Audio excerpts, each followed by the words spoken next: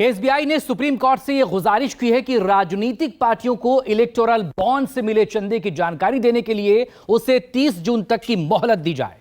Supreme court ने चुनावी bond योजना को असंवैधानिक करार देते हुए एसबीआई को आदेश दिया था कि वो 6 मार्च 2024 तक चंदे की पूरी डिटेल चुनाव आयोग को सौंप दे। एसबीआई की इस याचिका को विपक्षी दलों ने सच छिपाने की कवायद बताया और मोदी सरकार के खिलाफ मोर्चा खोल दिया है।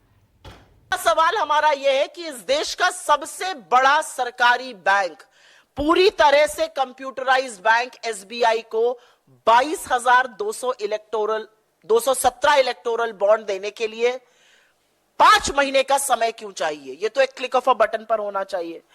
हमारा दूसरा सवाल यह है कि एसबीआई को एकाएक जब अवधि जिस दिन देना था उसके 24 घंटे पहले एसबीआई क्यों जागा?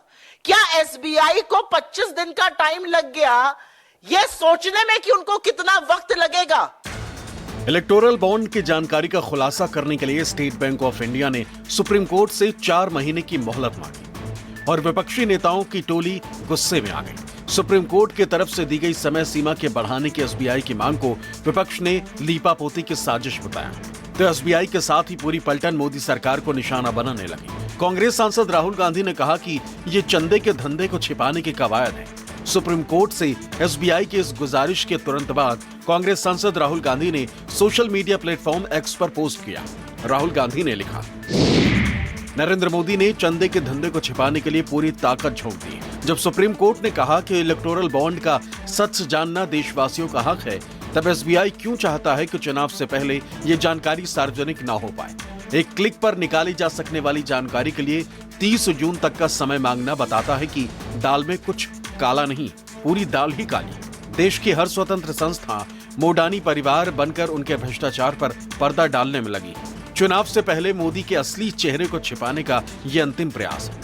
कांग्रेस अध्यक्ष मल्लिकार्जुन खड़गे ने दावा किया कि बीजेपी लोकसभा चुनाव तक काले धन को सफेद करने वाली इस योजना पर पर्दा डाले रखना चाहती। खड़गे ने सोशल मीडिया प्लेटफॉर्म एक्स पर अपने पोस्ट में लिखा, मोदी सरकार चुनावी बॉन्ड के जरिए अपने संदिग्ध लेन देन को छिपाने के लिए हमारे देश के सबसे बड़े बैंक को ढाल के रूप में इस्तेमाल कर रही।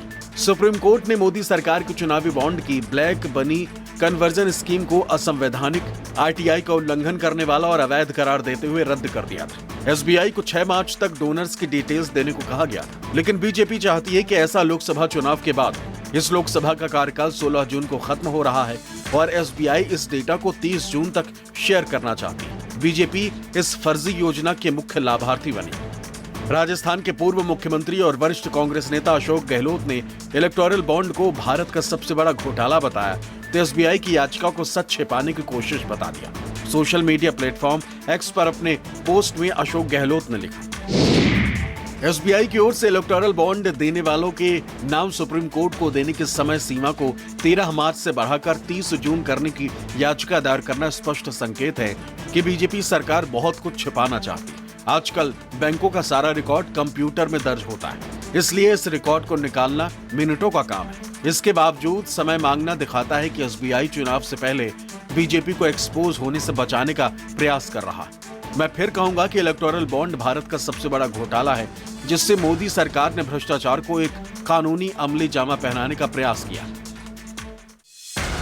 उद्धव ठाकरे के शिवसेना के तेज तर्रार सांसद संजय राउत ने एसबीआई की गुजारिश के बाद पीएम मोदी पर तीखा तंज कसा और पीएम मोदी का अपमान करने के लिए एसबीआई अधिकारियों को दंडित करने की मांग कर दी।